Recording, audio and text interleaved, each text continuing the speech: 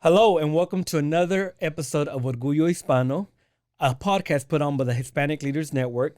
My name is Hector Sabido, and I am delighted and excited about you meeting our next guest for today.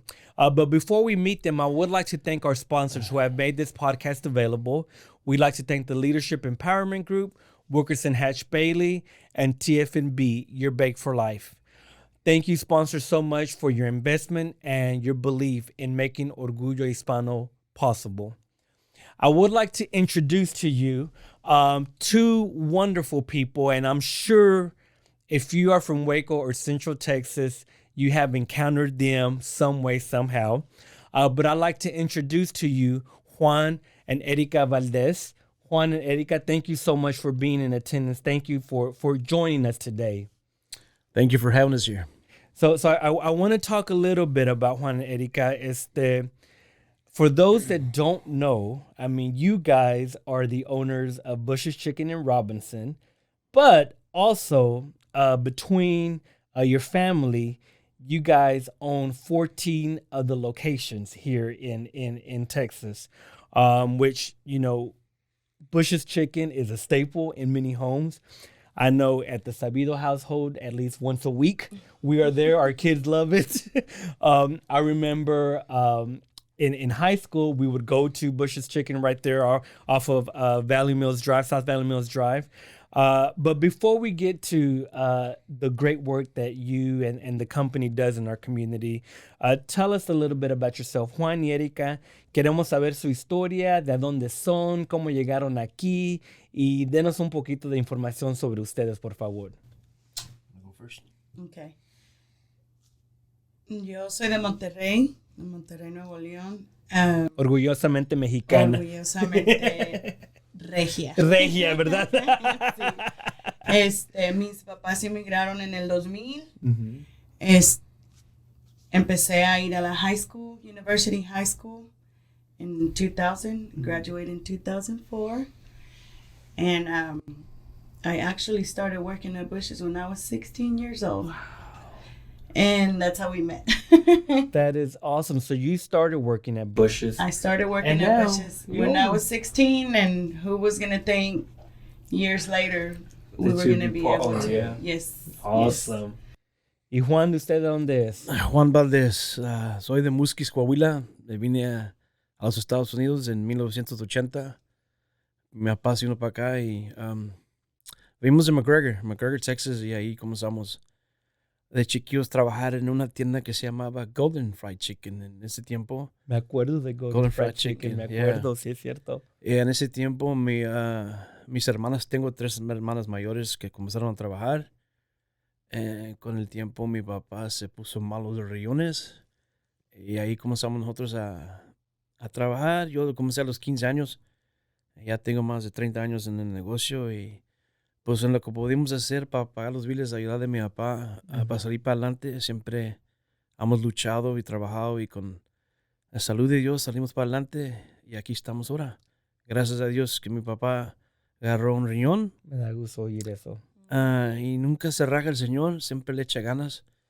Y como mi papá siempre dice, juntos siempre hace la unión. Uh-huh. Y somos 5 mujeres y 2 hombres. Y con la gracia de Dios tenemos 14 Bush's Chickens aquí en el estado de Texas. Vamos a hablar un poquito cómo fue el viaje, como creciendo en México, estudiando en México, y pues ustedes ya estaban más grandes cuando se mudaron aquí a los Estados Unidos. ¿Cómo fue el cambio para ustedes, el cambio de país, de idioma, de dinero, de cultura, todo? ¿Cómo adaptaron ustedes a moverse aquí a los Estados Unidos? Pues el cambio es un país completamente diferente. Uh-huh. En mi caso, allá teníamos todo. Mi papá tenía su trabajo, casa, vehículos y todo. Y al movernos nosotros a Estados Unidos, volvimos a empezar desde el principio. Wow. Diferente idioma, comprar una casa, comprar un vehículo, todo desde el principio, volver a empezar. Sí fue un poco difícil Más por el idioma, porque quisieras preguntar o buscar ayuda y hay momentos que piensas que no hay nadie para ayudar. Y no sabes cómo preguntar. Sí, pero vas conociendo gente y las ganas de salir adelante es lo principal. Sí fue difícil, pero nada es imposible. Exactamente. Qué bueno.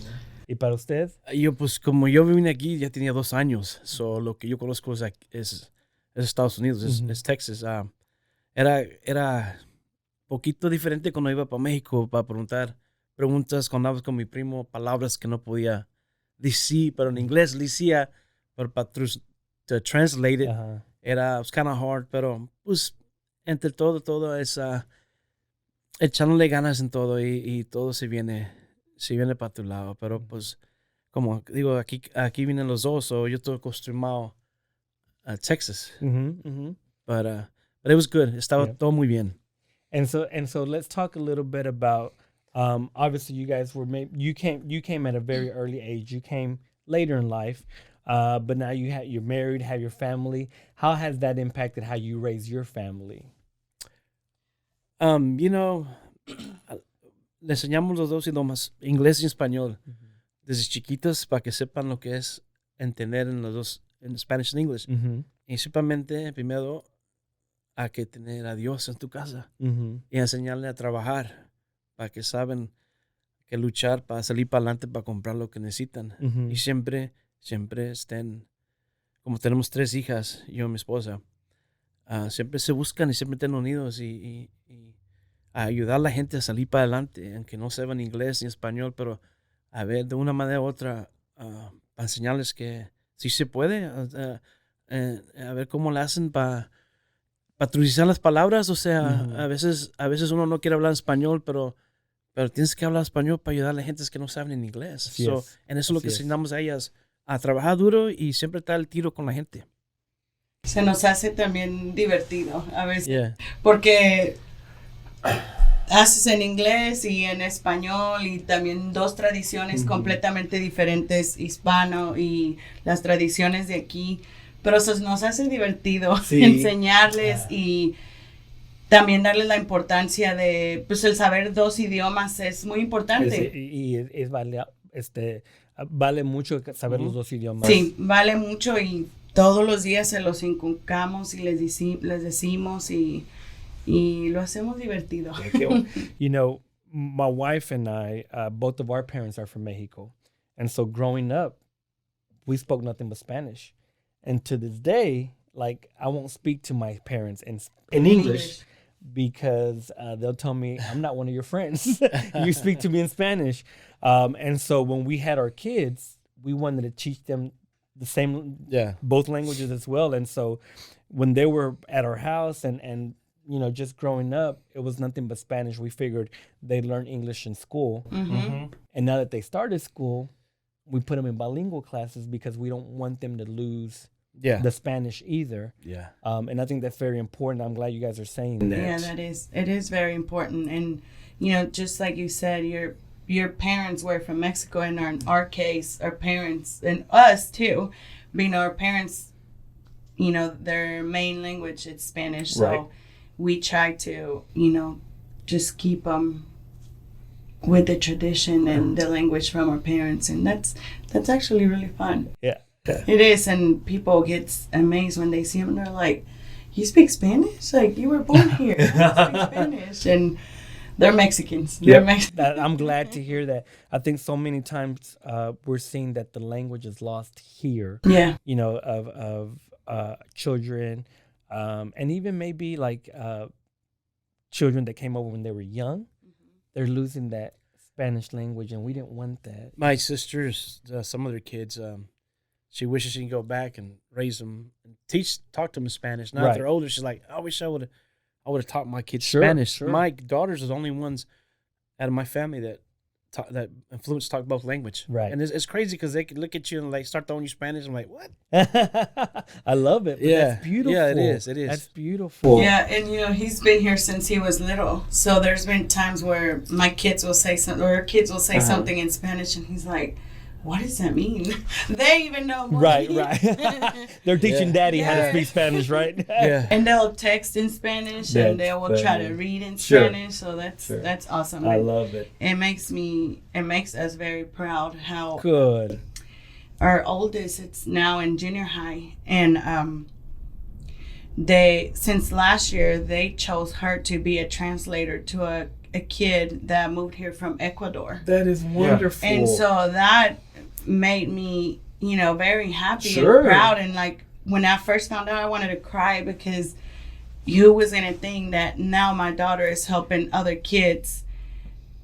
Just like I had to find There somebody you go. to help That is me out, amazing. Yes. So I was like, oh, like That's amazing. Yes, it feels good. It makes us feel good that I would love they can actually now help other people that Yeah. moves here and Yeah. starts Yep. from And it's because of what you guys have Yeah, instilled yeah. in them. yes. Now, we'll say you guys are the first married couple we've had on the show. So I'm going to talk a little bit about marriage, if that's okay. Now, how long have you guys been married?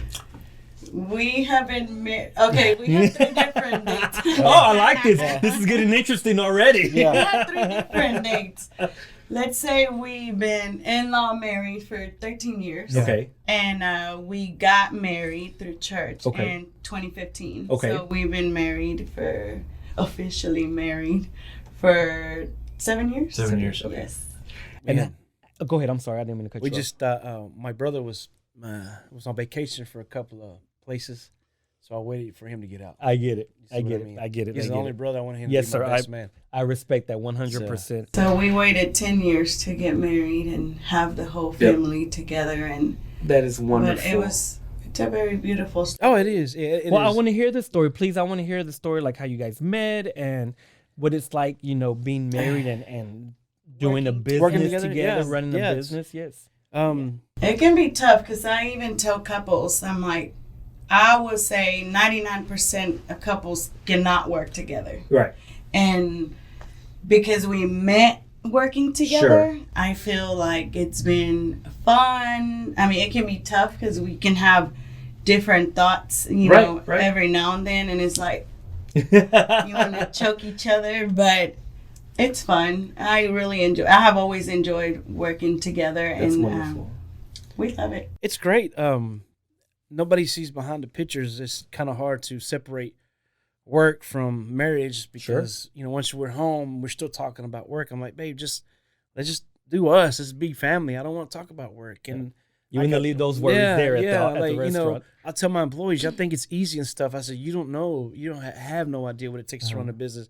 I said, my wife sees the worst side of me, and I thank her for having my side. I thank her for being there for me because, at the end of the day, man, when let's say I'm stuck, hits the ceiling, me and her are the backbones. We got to pick this thing up and run together, whether with or without no employees. And nowadays, nobody wants to work. Right. It's become hard. We've heard about this. It's, like, people have left the workplace. Yeah, everybody's entitled to something. They want this, they want that, and it's their phone. Everybody's on their phone. How so much important is your phone that you don't care about your job? I mean, it's because we were raised in a different era. It is, right? It is, I had a choice where I told them, hey, either put your phone up or find you another job, and they leave. Wow. And it's just, I just think, and that's just my opinion, and the way kids are being raised these days, parents are being too soft on them. The tough love is where it comes from. That way they know how to respect. Number one, respect, and at least have some kind of work ethic. They don't have no work ethic. Wow. Everybody wants to get paid $30 an hour, but you only get 25 cents out of them. You know what I mean? Yeah. It's tough. It's tough, and we ain't the only ones. Everybody's suffering. Right. We've heard that, where even especially, once the pandemic hit, and as things are slowly trying to go back to normal, that there's been this lack of a workforce because either people want to work from home or maybe they want to do other things. And so there is this lack of workers, not only in our community, but I think throughout the country as well. Yeah.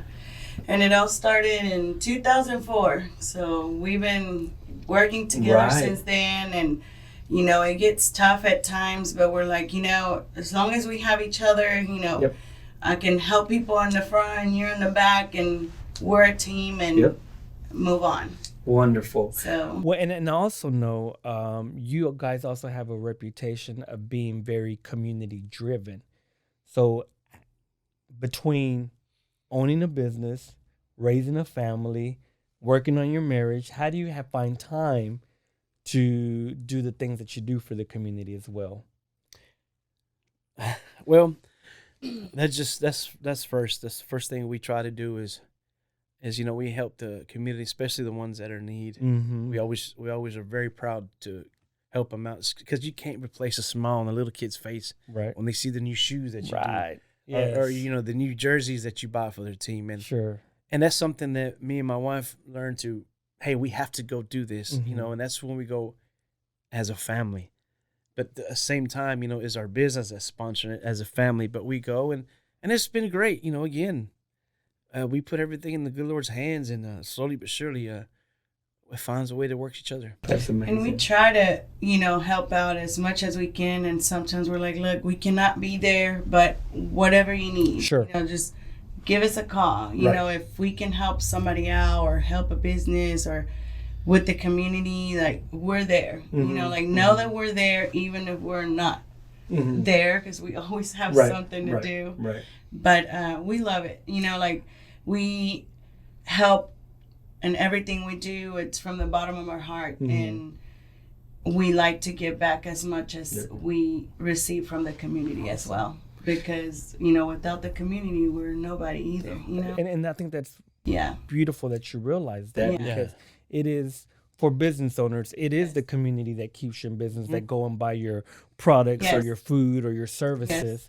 And I think even being, you know, working in media, someone that spends $5 is just as important as someone that spends $500. And that's one of the things we always tell our employees. You know, our customers are number one. Like, and we, you know, our customers are like our family. Right. You know, like, they come twice a week or maybe every day, and that's our family. You know, Yeah. just like you guys work for us, you are my family. So are they. Sure. You know, like, Sure. So we have, you know, we have always been very grateful, and we're blessed to have a great community around us as well. Erika, usted dijo algo hace ratito que cuando pueden ayudar a otros negocios, lo hacen. Estamos hablando hace ratito que a veces nosotros como hispanos, como latinos, a lo mejor somos nuestros peores enemigos, pero para ustedes es al contrario, que ustedes quieren ayudar a negocios a crecer y a comenzar. Dígame de eso, por favor. Como ahorita ya ves en las redes sociales, es muy fácil de compartir y ayudarles a ellos también crecer, y nos preguntan si tenemos alguna forma de ayudarles, cómo empezarlo o cómo usar las redes sociales para el negocio. En la comunidad donde estamos nosotros ahorita en Robinson está creciendo Bastante. y hay negocios nuevos y los apoyamos al igual como a nosotros nos han apoyado todos estos años. Dios da para todos. Sí. Y es muy bonito ayudar a los demás. Sí, es verdad. Y es como dicen, así como tú ayudas, así recibes. Así es. Y no lo vemos tanto por eso, pero nada más, como te digo, nada más el ayudar a la gente se siente muy bonito, y te vienen y dan las gracias, o después hablan con otra gente y dicen de las cosas que tú haces por ellos, y nada más a veces les decimos, pues no lo hacemos para que todos sepan, pero si no nos ayudamos unos a los otros, nadie puede salir ¿Y quién nos va a ayudar si no nosotros ayudamos That's unos a what, los that's what I otros? always say, yeah. Y yo pienso que la comunidad hispana somos los más, las personas que más nos apoyamos unos a los otros. Pero al dar un buen ejemplo a los demás, tal vez otra gente también cambia de pensamiento. Y como la historia de ustedes, personas que a lo mejor vienen de otro país o más vienen a trabajar, a chambear, como dicen, Pero que tengan sueños, que tengan metas, que también pueden ellos hacer dueños de negocios, Sí. sea de restaurante, de tienda, de construcción, lo que sea. Lo que sea. Es bonito dar ese ejemplo también, ¿no? Sí.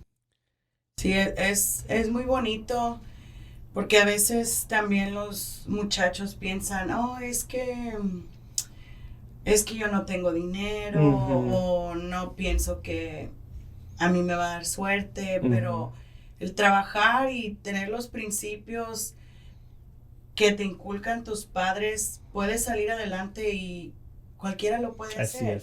Así como nosotros, la familia, todos trabajando, echándole ganas y siempre para adelante.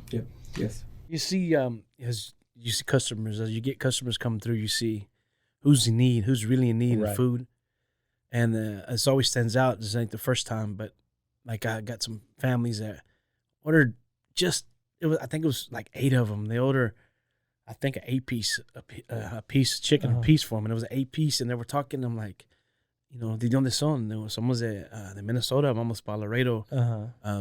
We're going to a funeral. One of my brothers passed away. Uno de mis hermanos falleció, que en paz descanse.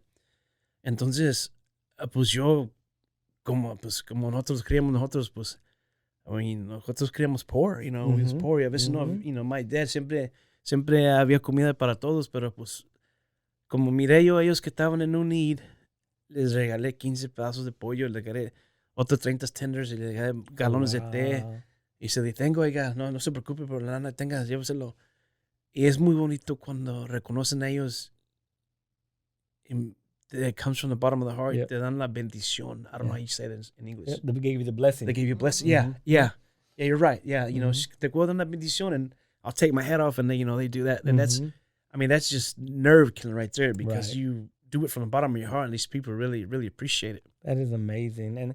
And I think that just goes to show the heart that you guys have. Yeah. I mean it's beautiful, and I think that's why also, as Juan, you and I were talking about you guys coming on the show, like the reputation you guys have built because of the heart and the generous spirit that you guys have. I think it's a legacy that you're leaving behind, and I'm sure your girls are picking up on it as well.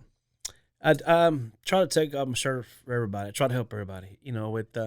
I run cattle. I do hay. I'm always going 100 miles an hour, and that's just the way I was raised, the way my father raised us, and the most important thing is, at the end of the day, is treat people the way you want to be treated. There you go. Stay humble. There you go.